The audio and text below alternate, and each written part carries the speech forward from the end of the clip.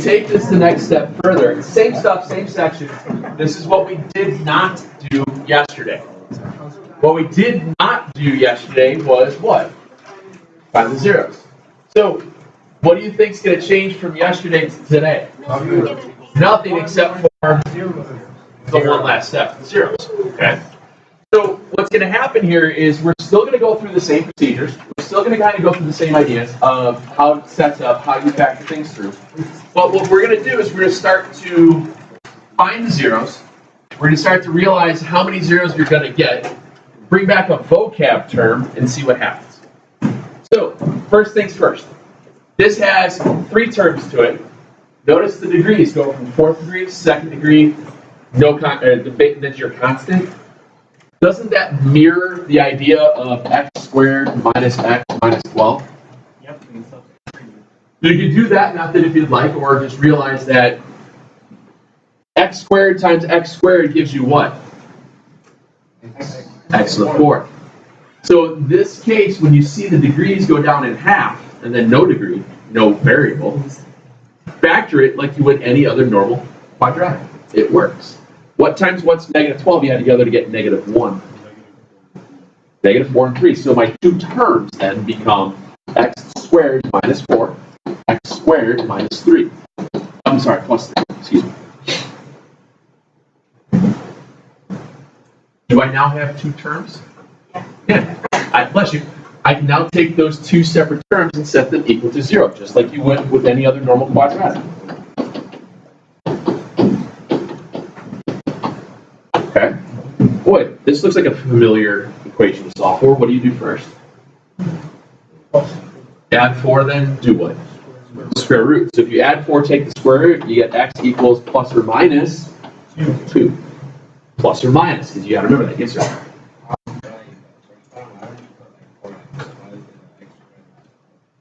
Well, if you go back to what this looks like, if you FOIL this back out, what's x squared times x squared? X squared times 3.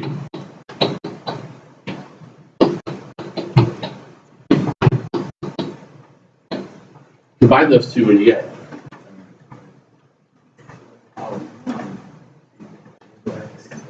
And that's how that works.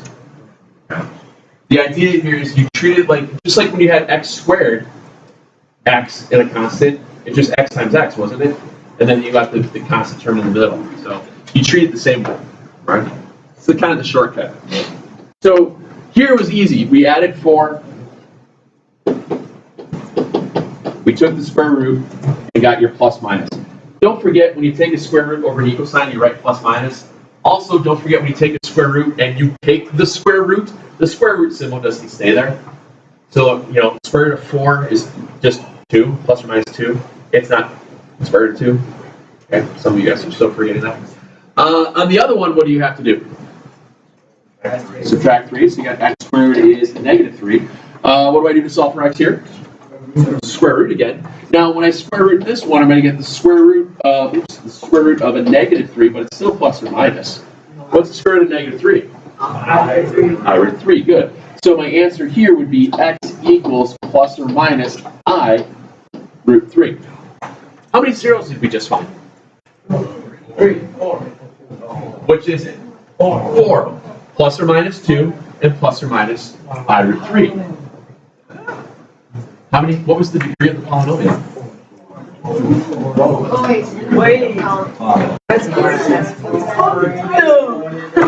Okay.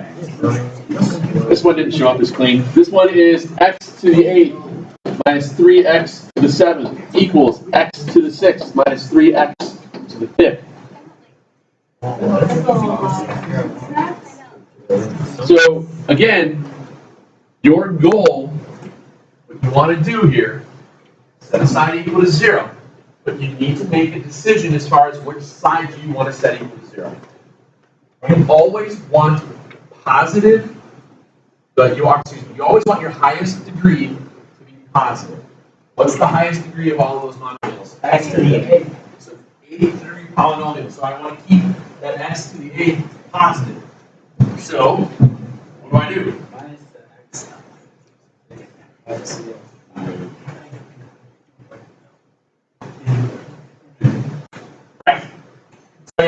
8 minus 3x to the 7th minus x to the 6th plus 3x to the 5th, right? Equals 0. Now, how many terms is that? 4. Okay. What should you be looking to do when you have 4 terms?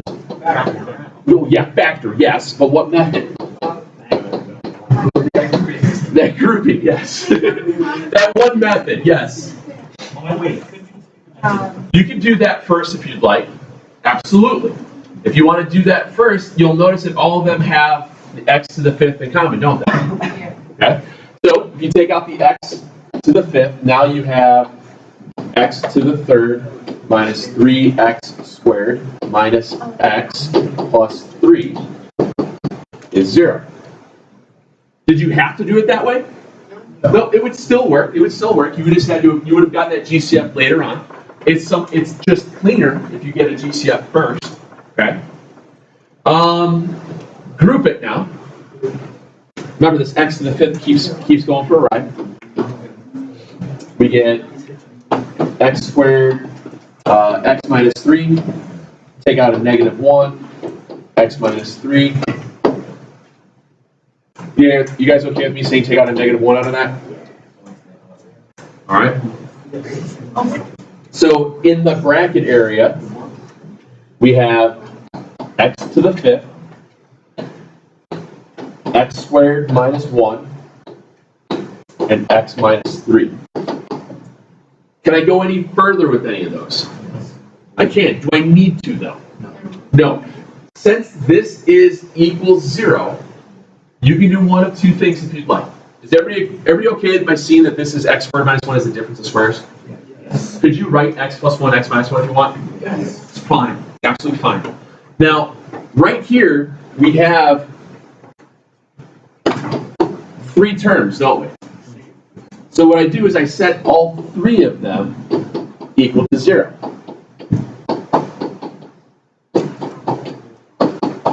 To calculate my zeros. Okay? I'll talk about this x to the 5th here in a second. What are my zeros at x squared minus 1? Good. So here it's plus or minus 1. What's my 0 at x minus 3? At 3. Okay. What's my 0 at x to the 5th? 0. Now, x to the 5th represents what?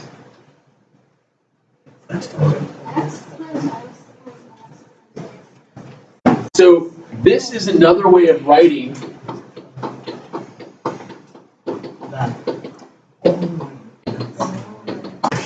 right? Isn't that the same thing? Because x to the 5th, it just means there's 5 of them, right? Just being multiplied together.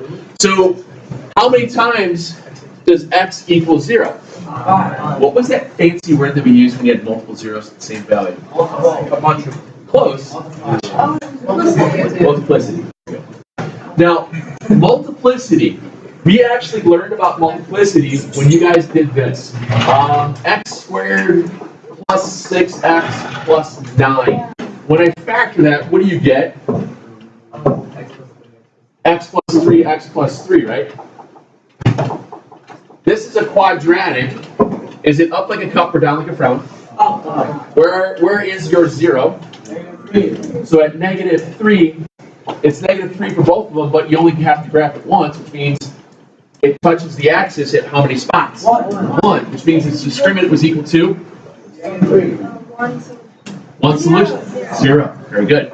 So this, we talked about having, if your 0 was negative 3 with multiplicity, I'll say how many times did it occur at negative 3? 2.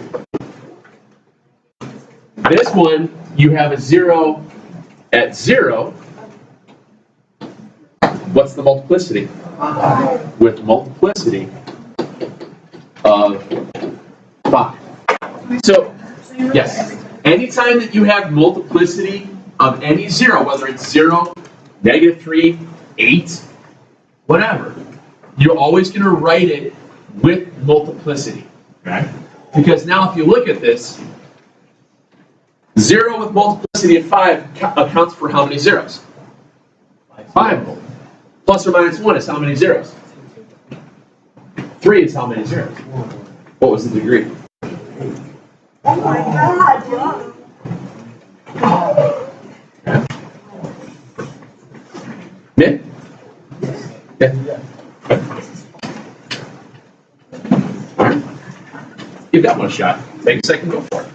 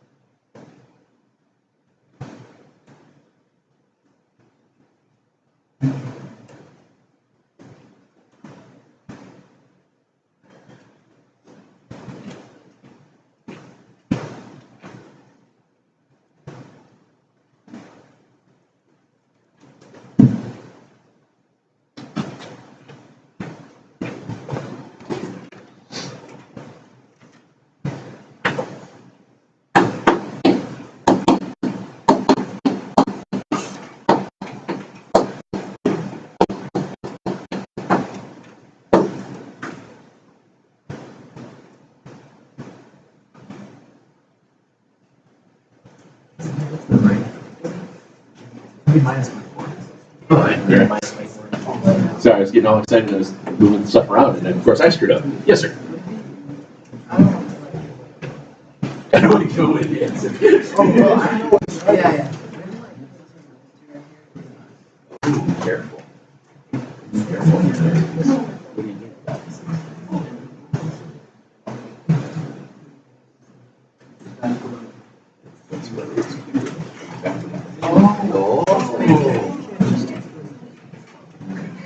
One second. Let's see where we're going. See where we're at.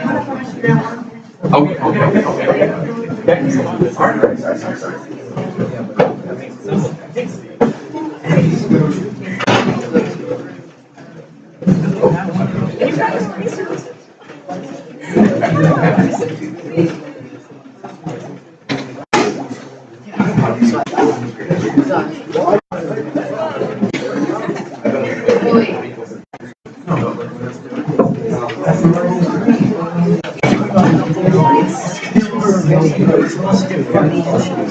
so much work. Yep. Welcome to Algebra 2. All right. Here's what happens. Obviously, you could take out the x right away. I should probably have done that because I think it's what most people do. So if I do that, if I take out the x right away, then I have x to the 4th, 3x cubed minus 8x minus 24. Now I have x cubed, x plus 3 minus 8, x plus 3. Okay. X plus 3, x cubed minus 8. So most of you guys got to this point here and said, oh, I'm just going to pick cube root of 8. Can't do that. Okay? It's a difference in cubes, guys. So here's where you have to factor this one further. So here, this has to break into x minus 2, x squared, plus 2x plus 4. That's x plus 3. Now, these all equal 0. Okay? Now you're asking about this earlier. Can you factor x squared plus 2x plus 4? No. No. So you have to make another decision to find those zeros. Or with the square. And what I would suggest is I would just go with the quadratic formula. Sometimes that's a little bit quicker. Okay? So right now we know we have zeros that are somewhat easily attainable at 0, -3, +2. So far so good? All right. Quadratic formula in that last one gives me x equals -b plus or minus square root b squared minus 4ac all over 2a. So 4 times 4 is 16. 4 minus 16 is -12.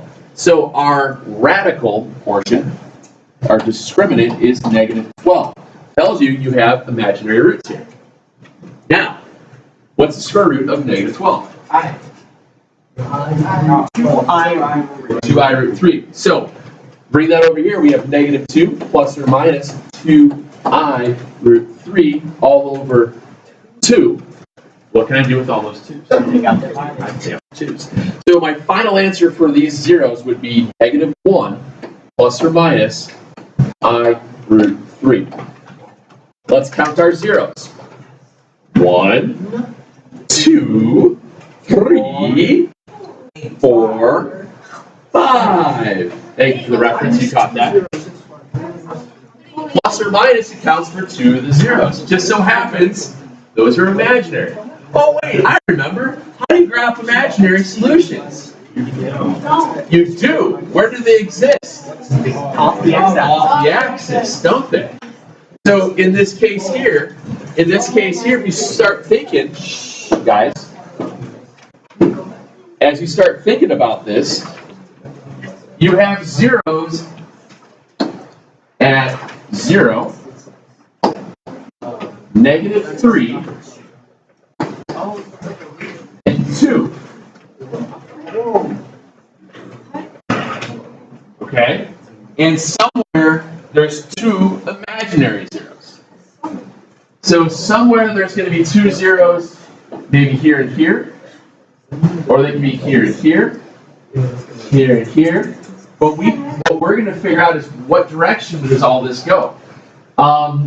Did this one have a constant at the end of it? Was there a y-intercept? No. Not really. Our y-intercept wound up being at 0 because everything had that x in it. If there was like a +6 at the end there, where would your y-intercept have been at? At the 6, yeah. Yes. The plus or minus accounts for 2. So 0, -3, 2, -1, plus the I root 3, and plus the minus I root 3. We don't know yet. We're going to learn that tomorrow. Oh, yeah! Are you graphing this? Yes, ma'am. I can't. Okay. All right. X to the 8th minus 256.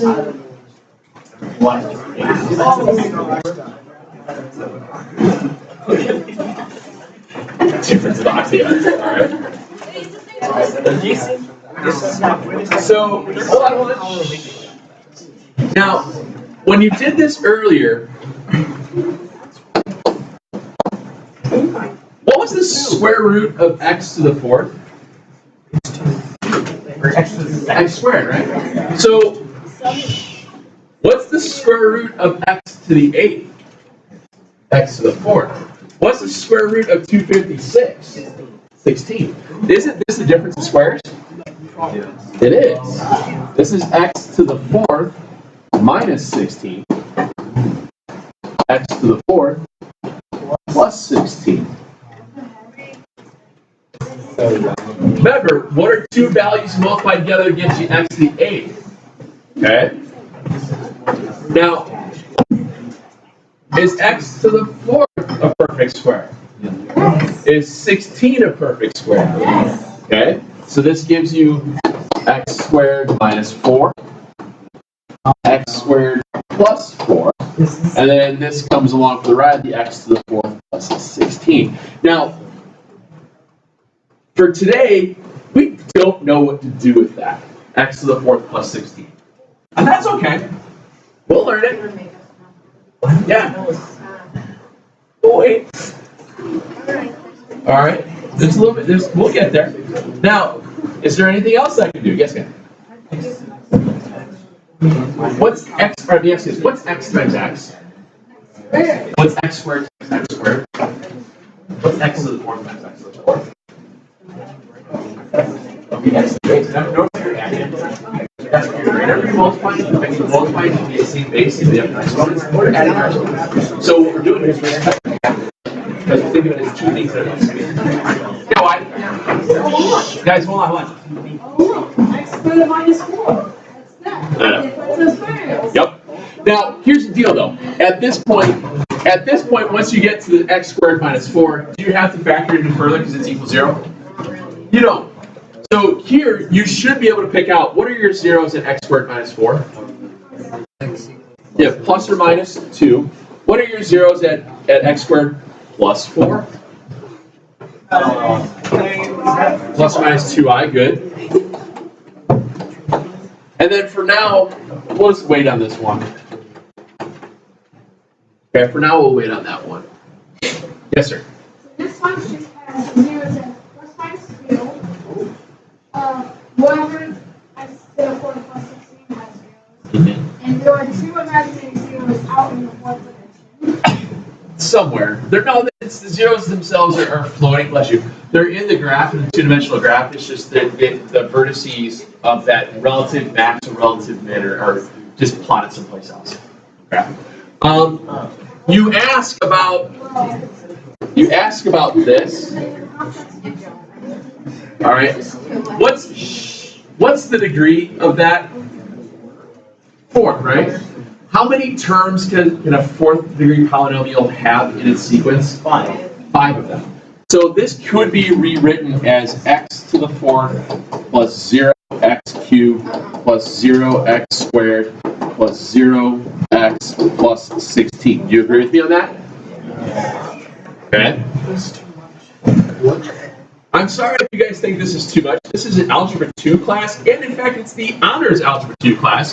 So this does get complicated. So I'm sorry that you guys are complaining about it, but this happens. I'm sorry.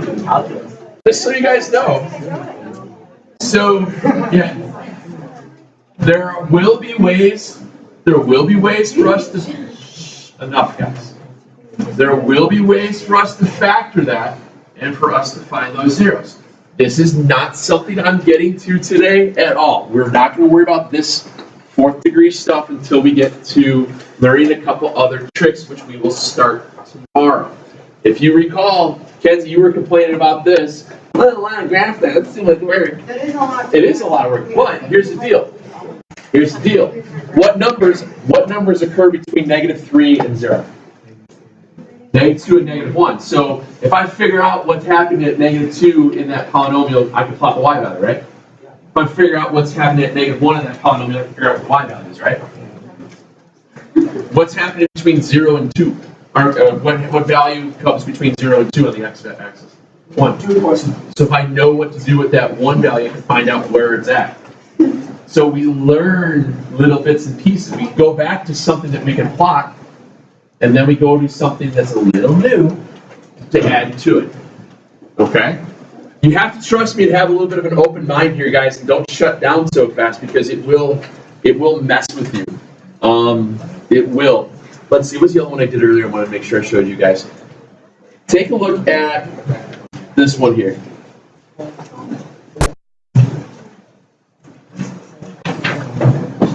Excuse me.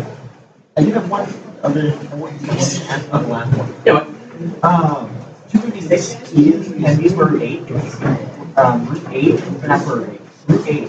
It turns out to be 2. Is there something like a square root of? I don't know.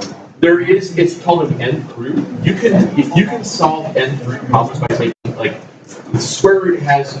Square is the degree of 1. 2. And a square root also has an nth value of 2. You just don't write it. It's like putting the coefficient of 1 in front of an x that you don't have. there's some sort of expandable Yes. thing. And we get there. We get there. We get there. All right. Now, in this case here, like I've said before, and you guys have tried to do this. You tried to do this, I think, on the last quiz. When you had, I think it was like 4x squared equal 2x, you guys tried to divide by the 2x, and you got 2x equals 1. You said x was 1/2. You cannot math that because x squared means how many zeros should you have? 2. Okay? You're eliminating possible values here. Same idea with this stuff. You cannot divide out values of x because you're eliminating possible solutions. You always set aside equal to 0 by keeping the highest degree positive. You always, to factor first, GCF. What's the GCF there?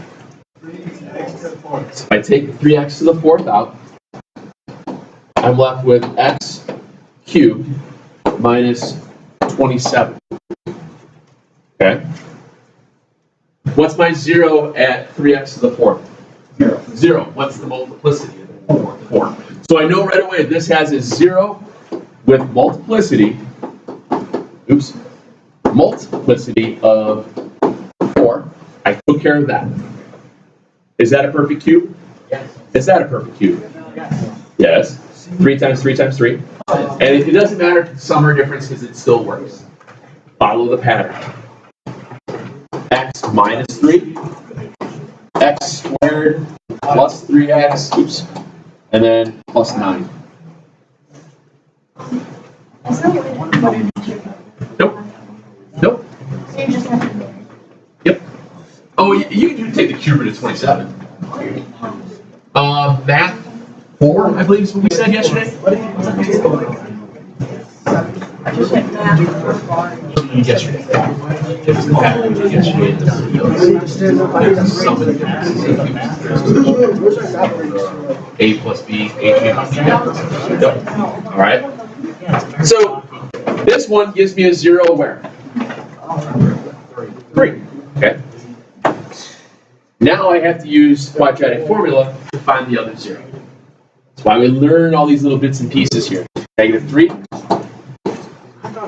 9 minus 4, 1 and 9. What's 4 times 9? So we got negative 36 of 9. Subtract 36 gives you square root of negative 27. So now we're at negative 3 plus or minus the square root of negative 27. What's the perfect square that's hiding in 27? 9. And then obviously since it's negative, what else has to come out with it? 9. So your final zeros for this guy would be negative 3 plus or minus 3i root 3 all over 2. How many zeros should we have had in this problem? 7. We should have had 7 total, right? So here's 4 of them. Here's the 5th one, and then the 6th and 7th. Okay?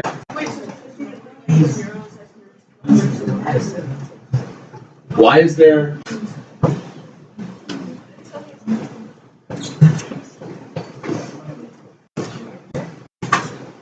What's x? 4. Why is there only one value of x that makes that work?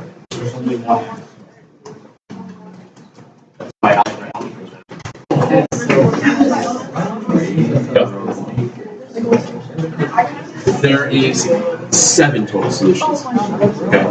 We said the multiplicity of 4 because there's 4 zeros. I don't get that.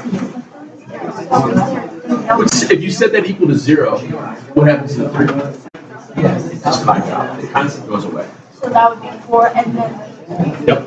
Wait, but wouldn't 1 be x equals 3? 1 is the plus and minus, right? Yep. So there's 3 of them. And then. Then there's 4 zeros. Okay. Yes, sir.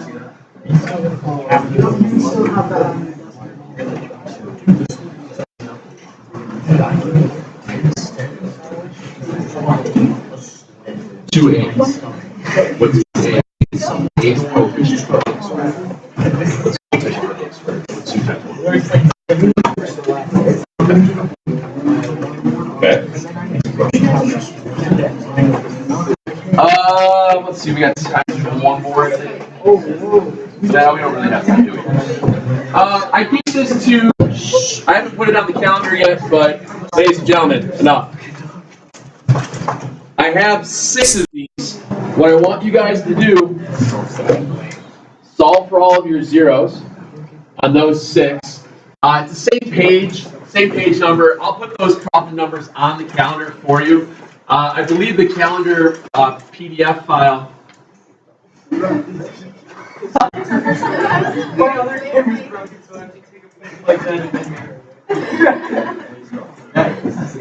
That's freaking awesome. So, try those 6 out. Don't get frustrated. Okay? No, it's okay. It's okay to get frustrated with it, but you just gotta understand that we're just building. We're building off the stuff that I know you guys can do. Right? We're just building. We're just going step. You know how to solve for x, right? There's just 4 x's.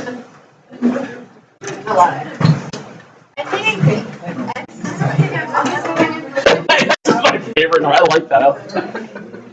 What's up?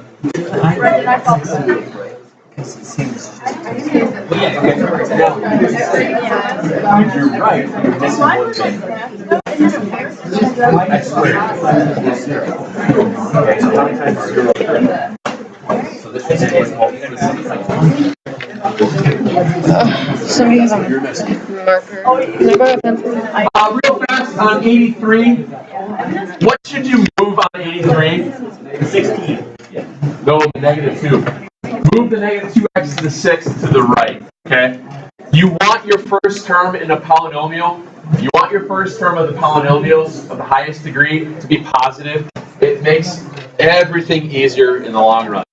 Trust me on this one. I've done this once or twice.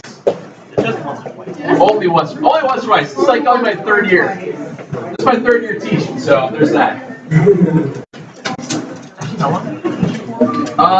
This is my 14th year, I think 15th.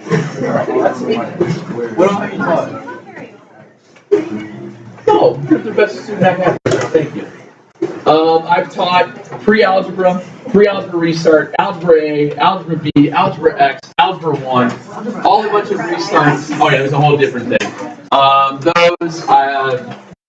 Geometry. What is algebra? It was crazy. We actually got it in Skyward. We called it Algebra Extreme as a joke, and they put it in Skyward as Algebra Extreme. So it was great. So there's that. Geometry. It was called Advanced Algebra, Algebra 2, Algebra 2A and B, Honors Algebra 2, Pre-Calc. You're advanced. So you've taught I've taught a lot. What's that? So that's like. And numerous summer school classes. But actually, what is that? So you've taught like different classes. You were saying? Wait, but what is that? All right. So in algebra, you know how we have algebra A, algebra B now, where it's a 2-year course for algebra. Before we had that before. We tried to condense it into 1 year, but we did it over a period and a half. So you'd have an hour and a half of math, half an hour, half a period of study hall, and then you'd switch classes. You'd have so in the time block of periods. If you have periods 1, 2, and 3, you have 1 class of algebra would go through here. Wait, so it's kind of like middle school when you're. It was. So this group of algebra X would go from here to here, then they'd have study hall here. And then the other group would start with study hall at second, and then they finish here. So it was like you were given more time to work and go through some stuff. But the bad thing of this is that instead of me teaching 3 classes, I'm teaching 2. So you needed more teachers. It's too expensive. It was a great program. So thanks guys, see you tomorrow. It was a great program, but that's it. We did that, gosh, I want to say it was 2000. Yeah, then 2008 maybe, and then it was over. Yes, sir. Real quick, is that how I'm supposed to get it? Yes.